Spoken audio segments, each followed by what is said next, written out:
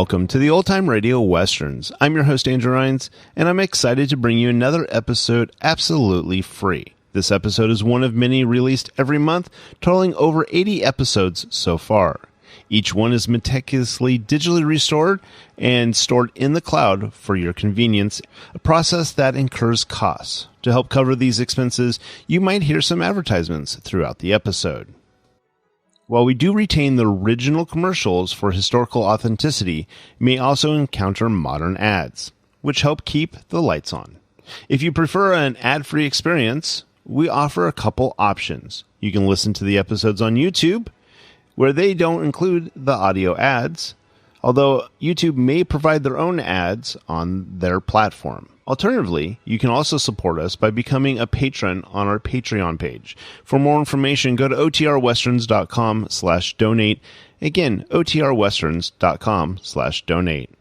I do want to emphasize that we are committed to providing this content to you for free, but also we have to be transparent about the financial realities to bringing this to you. To those of you who are already supporting us, we extend our heartfelt thanks.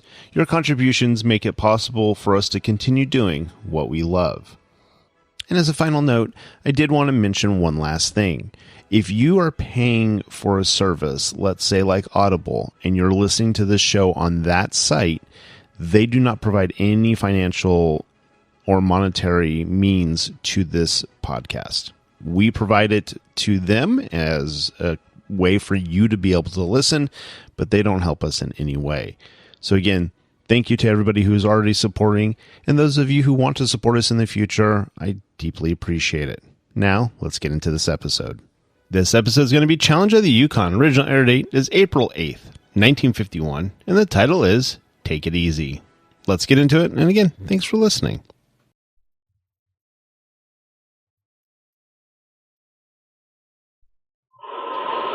The Challenge of the Yukon. It's Yukon King, swiftest and strongest lead dog of the Northwest, blazing the trail for Sergeant Preston of the Northwest Mounted Police in his relentless pursuit of lawbreakers. On King! On, you husky! Gold discovered in the Yukon. A stampede to the Klondike in the wild race for riches. Back to the days of the gold rush, with Sergeant Preston and his wonder dog, Yukon King, as they meet the Challenge of the Yukon.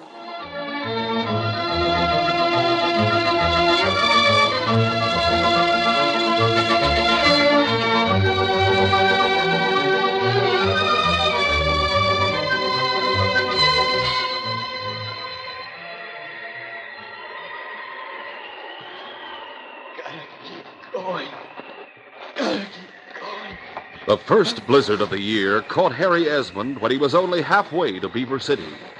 He knew that he must travel light if he were to make it to town, so he cached his gold dust and most of his supplies. Then he struggled on, fighting the blinding snow with every step. Finally, he lost the trail. Alone in the great pine forest, his sense of direction gone completely. Still, there was nothing to do but keep going. Somewhere, somehow, through the night and the heavy drifts. His strength was ebbing. He could hardly place one foot in front of the other when he saw the light, a cabin. He staggered toward it. He reached the door and raised his arm to knock, but the effort was too much for him. He pitched forward, hitting the door with his head as he dropped to the ground. A moment later, the door opened. Hey, shut that door. I thought I heard something out here. It's a storm. No. Oh, it's a man, a traveler, almost done for. Come on, give me a hand with him. You better ask Mike if it's all right. Mike's asleep in the other room. We can't let him freeze to death. Come on. This is your idea, remember? All right, so it's my idea. On the blankets by the stove. There. Close the door, Charlie. All right. What's the matter, Easy? Matter? The way you're looking at that hombre. You know him? I can't say I do. What's going on out here? Well, this wasn't my idea, Mike. Easy heard a noise outside, and when he opened the door, this guy was lying in the snow. That's right. I made Charlie help me bring him in. My orders were to keep everybody away from the door. Oh, the kid can't hurt us, Mike. He might be a Mountie, They don't wear fancy uniforms in this weather. He's nothing but a prospector. Wonder if he's got any dust. Yeah, here's a poke. Not more than a couple of ounces of it. Well, get rid of him. You're loco. Who's giving the orders around here? You and Charlie drag him out to the trail and leave him there. Item 1, that's too much work. Item 2, that's too much trouble. Let him lie where he is till morning. Give him a little food and send him on his way. We'll be heading north tomorrow. Not if the storm keeps up. If the storm keeps up, he won't be leaving either. Take it easy. You and you take it easy. It's good advice most of the time. You're not as famous as you think, Mike. We're a long way from Whitehorse. Nobody knows you in this neck of the woods. Hey, he's coming too. 2,000. What's he saying? Too heavy to carry. Come back and get it later, after the storm. Gotta keep going. Travel light. Hey, he hid some gold. Yeah, it's just talk. 2,000. That makes sense. No sled or dog team. 2,000 in gold would make a hefty package. He'd have to cash it someplace. He's out of his head. We'll find about that when he gets up. Aren't you in enough trouble? Sure, we're in trouble, but we wouldn't be if we had 2,000 in gold. That'd be enough to get us all the way back to the States. I'm not going with you, Mike. What's that? You heard what I said. This is where we split up. I'm going back to Whitehorse and face the music. Well, you'll go to jail, easy. We were all saying leave in the express office. That's the only thing the law has against me. So you're ratting, huh? Now, look, you don't have to worry. I'll stay right here until you and Charlie get across the border. Then I'll go back. You're going through with one more job first. No, Mike. This prospector. We need this gold. Forget his gold. Get out of the country while the getting's good. You're covered, Easy. Why can't you relax? His gun, Charlie. Oh, easy won't make any trouble. Get his gun. Oh, whatever you say. Now tie him up. Oh, Mike. Tie him up first and then the prospector. Easy wants to stay here. All right, let him. Let him stay behind without any supplies, without any chance to get wood for the stove. Let him freeze to death. Tomorrow morning, we'll load the prospector on our sled and make him show us where his cache is. Then we get rid of him and go on. Easy, why don't you change your mind? Tie him up! Okay. Easy was tied hand and foot and forced to lie down on the floor. The sleeping prospector was also bound. Then Charlie and Mike retired for the night in the cabin's second room. Easy didn't sleep. Toward morning, he heard Harry muttering. Rope. What's the idea? Easy rolled across the floor to his side. Harry. Who's that? It's Easy. Easy. Keep your voice down. Oh, where are we? What's the idea of the ropes on my feet? And wait, you're tied up too. Yeah. I'll explain. Well, all I remember is a storm, a cabin. You just made it to the door. We got you inside. We? Charlie and I. That was before Mike woke up and got tough. Well, who are Charlie and Mike? Ex-friends of mine. What have you been up to during the past 2 years? Let's not go into that. Well, how do you happen to be here? I'll have to tell you that. Are Charlie and Mike crooked? There's a dog's hind leg. Oh, Easy. Why? Why do you get mixed up with such people? Birds of a feather. That isn't true. Man never had a better brother. You worked hard all the time I was growing up. It wasn't until I didn't need your help anymore. Bygones, Harry. Let's forget them. But we can't forget about Mike and Charlie. Now, I'm going to tell you the truth, the whole truth. They talked me into helping them with an express company job down in Whitehorse. What? A robbery? Robbery. But everything went wrong. We were seen, and we just managed to get out of town by the skin of our teeth. Then you're wanted by the law. That's right. For attempted robbery, that's all. Well, that's enough. It's different with Mike and Charlie.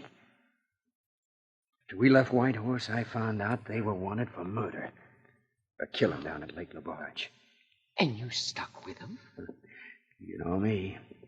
Take it easy. I figured I'd split up with them after we got out of the country. When you showed up, I decided it had to be right now. Seeing you made me ashamed of myself. I'm glad. I'd have been smarter if I kept my mouth shut. Now we're both in the same boat. Well, what are they going to do with us? They'll leave me here tomorrow morning. They plan to take you with them. Where? To your cache. You were talking about it in your sleep last night. Oh, I got 2,000. Yeah, I know. But so do they. We've got to get out of here before they wake up. But how? I've been working at the ropes on my wrists. I've loosened them some, and you may be able to work them free. Turn over. That's it. Now then, see if you can untie the knots. Closer. I can't reach it. How's that? Yeah. I may be able to. Yeah. Good. Desperately, Harry worked on the ropes that tied his brother's wrists behind his back. At last, Easy was able to slip his hands free. Moments later, the ropes around his ankles were untied. Then he proceeded to free Harry. All right, step on. That's it. Thanks. Get up. Quiet. You're in the next room. Have you got a gun? No, Mike has it. We won't bother with guns. There's snowshoes over there. A pair for each of us. The storm's let up some. We can make it to Beaver City in a couple of hours. You know the way? Yeah. All right, let's get out of here. At 9 o'clock the following morning, Mike and Charlie drove up to the general store in Beaver City. Whoa there. Whoa, Yoskies. Whoa. Come on. Yeah, I'm with you.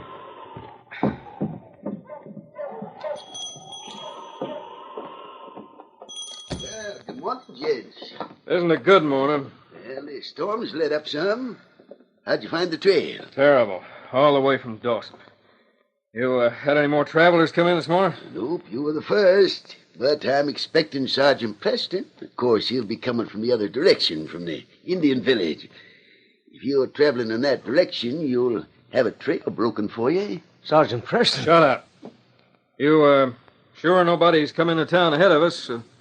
There were signs. Well, I haven't seen anybody. Men on snowshoes. Well, now, they must be tough ones traveling in such weather, but I've got an idea you've made a mistake. Well, good morning, Mrs. Flanagan. Good morning to you, Judd. Oh, I'll put the kettle on and we'll have a cup of tea while we're waiting. Waiting? For Sergeant Preston, of course. You don't like to wait for your news, do you, Mrs. Flanagan? Sure, and I don't. This morning it's I who has the news, though. And who would these gentlemen be? Travelers, ma'am. Yeah, just passing through. But if we were to stop for a while, is there any place in town where we could put up? Well, there's my place. The best boarding house in the Yukon. That's the White House, the edge of town? That's it. Only I'd have to disappoint you today, gentlemen. I've just rented me last room. And who do you think, Judd? Young Harry Esmond came into town at the break of dawn. You don't say. And his brother with him. And it's those two who want to see the sergeant. They're having a bit of a sleep now. And I said I'd come down here and wait for the sergeant and bring him back to the house as soon as he arrived. What's Harry's business with the Northwest Mounted? Sure now, and the poor boy was so dead tired, I didn't question him. But we'll find out soon enough. Let's go, Charlie. Yeah. You're leaving? We have to. Without a cup of tea? Thank you, ma'am. Outside the store, Charlie climbed on board the sled and Mike turned the team around. Hush! Steve! Stay there! Stay! Hush! Hush! The snow was letting up a little as they drove down the street. When they reached the edge of the town, it had practically stopped. Mike halted the team in front of Mrs. Flanagan's boarding house. Oh, there. Whoa. Go on inside, Charlie. Door's unlocked. Quiet now. I wonder which room. We'll soon find out.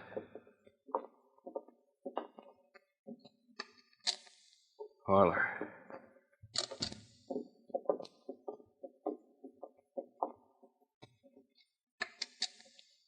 Nobody in here. Come on.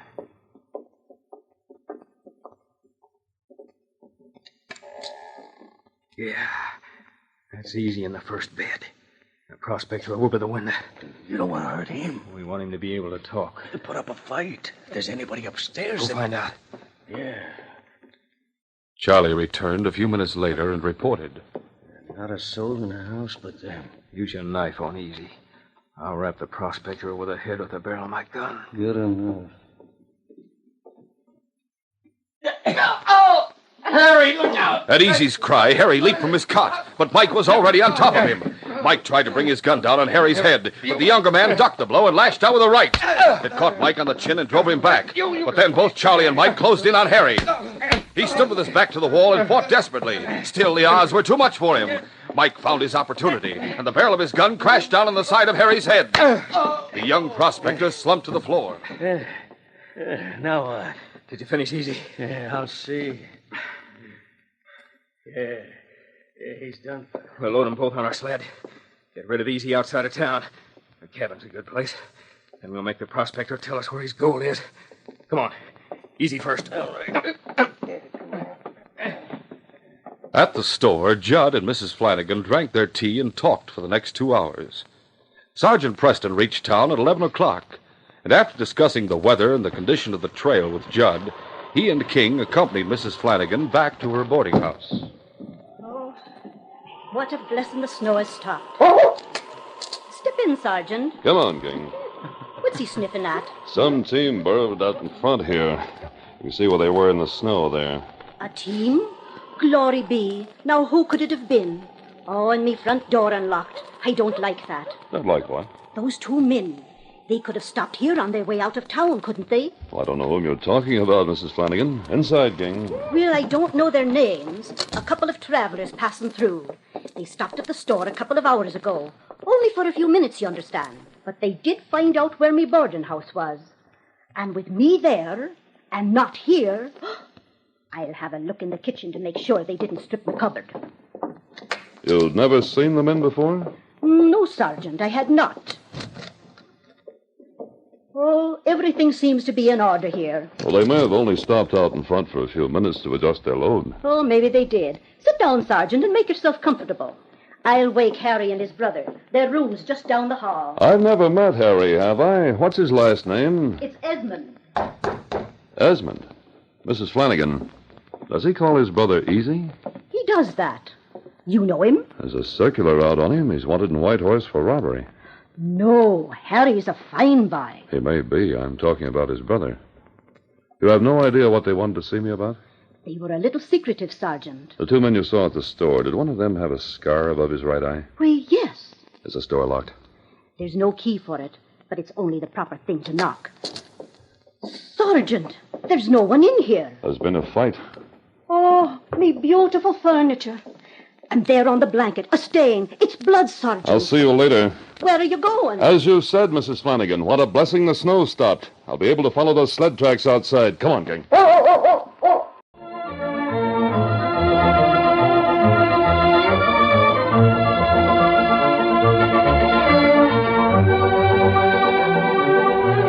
We'll continue our adventure in just a moment.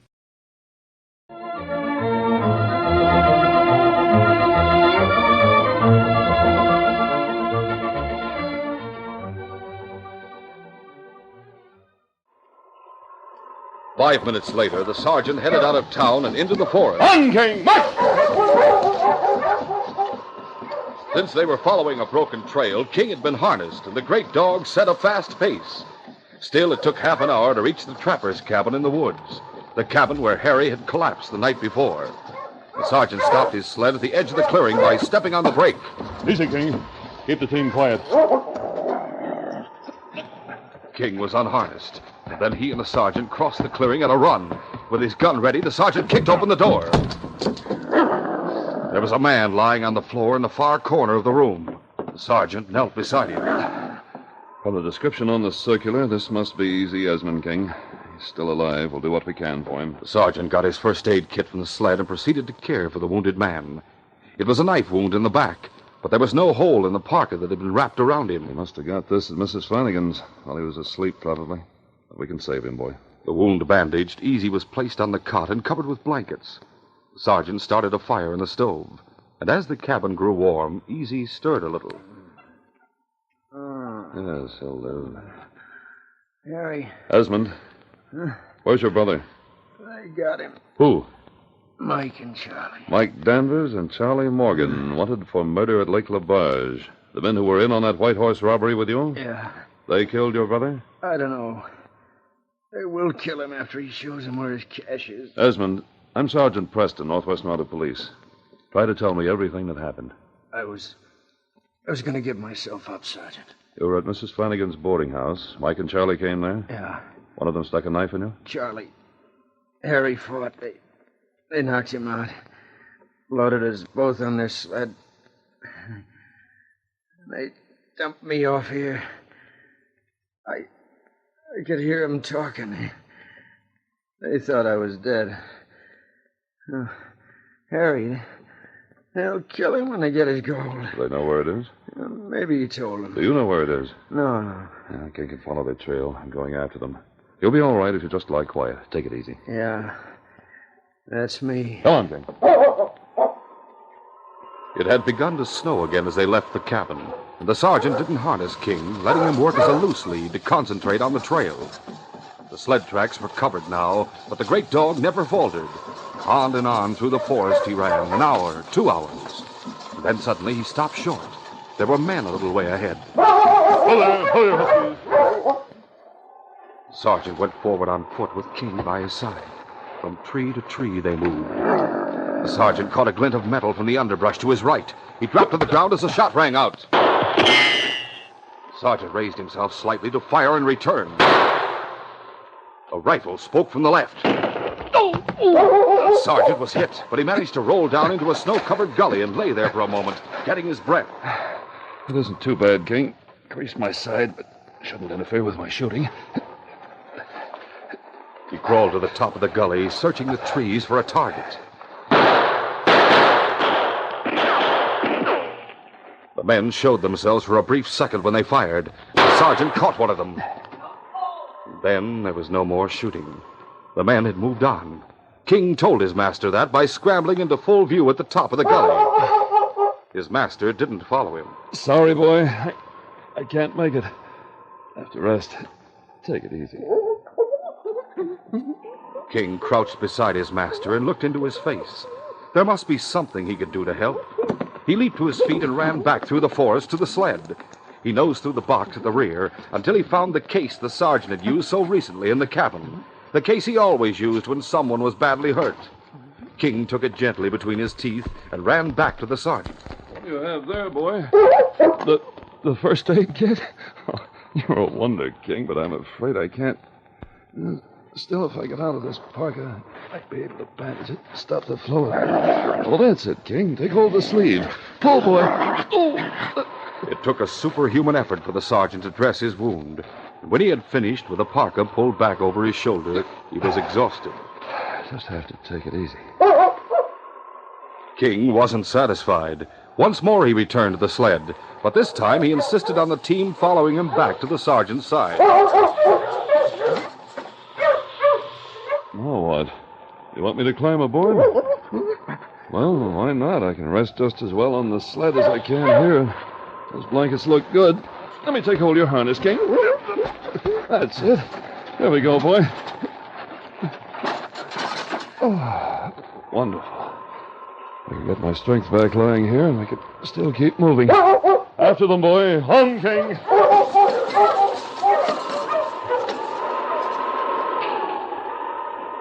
While the sergeant was giving himself first aid and gathering his strength, Charlie and Mike had returned to their sled, where Harry, tied hand and foot, was barely conscious.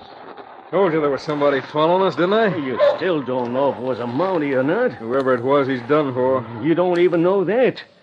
Should have gone over there and made sure. Yeah, why didn't you? Well, I was hit. A scratch on your wrist and you take off like a reindeer. That's why I didn't make sure the Mountie was finished. It'd be just like you to run off with a sled. Maybe we should go back. I hit him good. Now we'll settle with this hombre once and for all. Wake up, Esmond. Don't hit me again. You ready to talk? Yes. Where's the cash?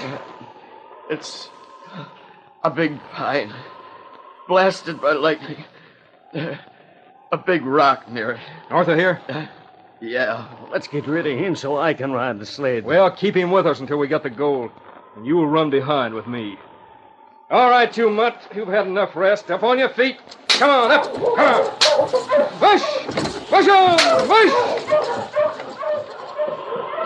On they drove to the north, Mike forcing the pace all the way.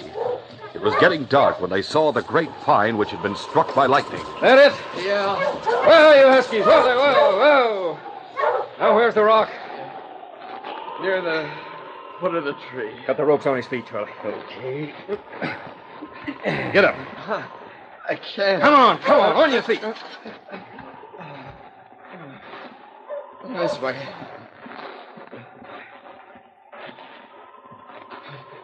Just about here.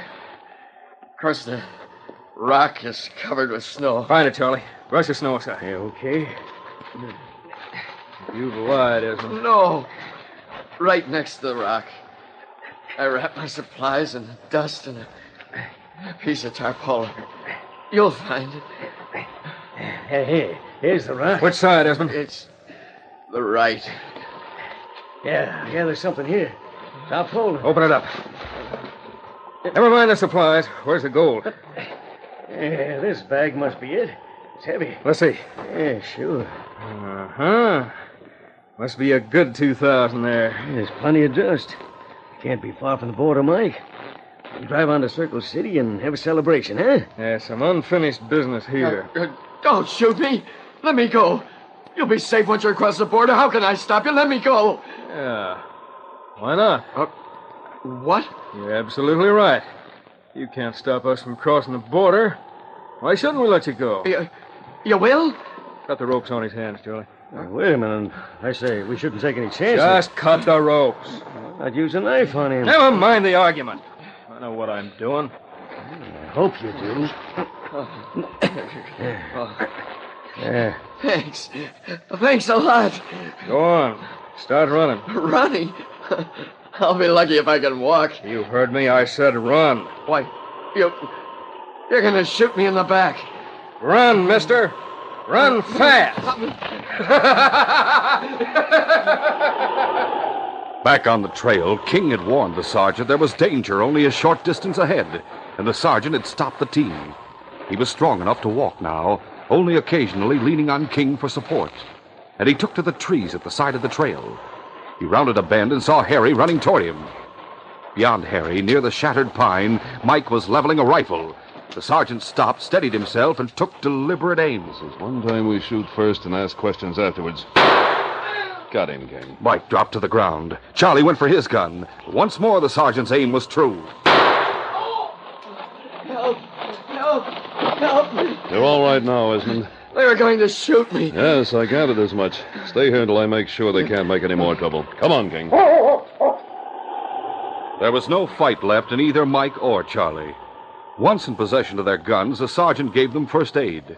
And as full darkness fell on the forest and the northern lights flashed across the sky, he started back to Beaver City with his prisoners and Harry Esmond. When they reached the trapper's cabin, Harry could hardly believe his brother was alive. You're mighty lucky, boy. We both are, Harry. Believe me, I'll never get into another scrape like this again. You'll help me work my claim? Sure. I've had enough of taking it easy. You'll have to do that for a while, Esmond. In jail, you mean, Sergeant? Well, you're wanted in Whitehorse for an attempted robbery. You guilty? Yes, and I want to square things up. That will be arranged. But you'll have your chance to go straight afterward. But as for Mike and Charlie... Dirty killers. Well, it isn't up to the Northwest Mounted Police to pronounce judgment. Still, with the evidence against them, there can only be one verdict. This case is closed.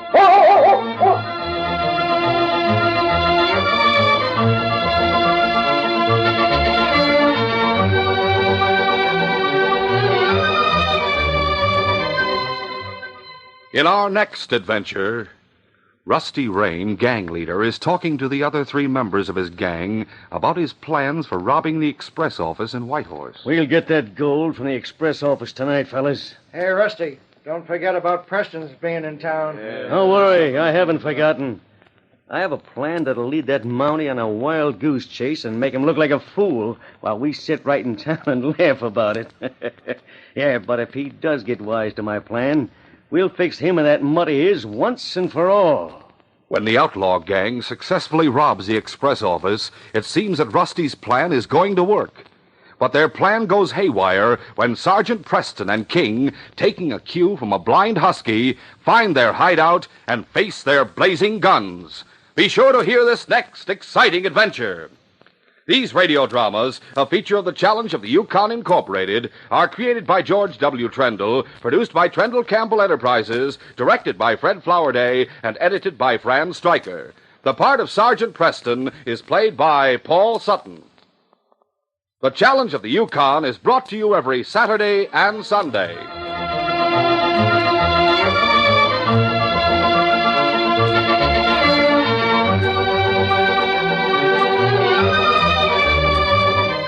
This is J. Michael wishing you goodbye and good luck until our next adventure.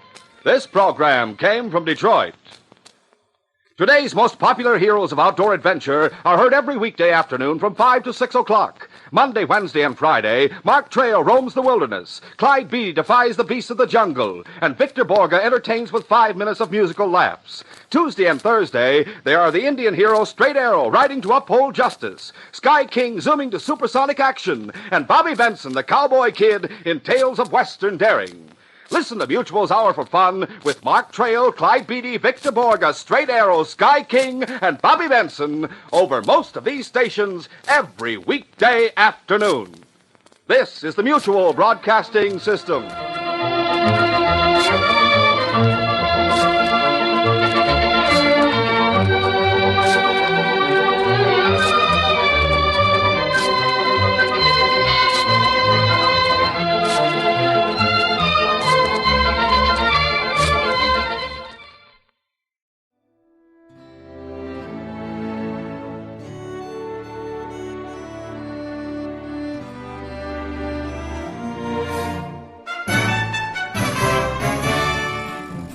This has been a presentation of OTRWesterns.com, and we hope you enjoyed.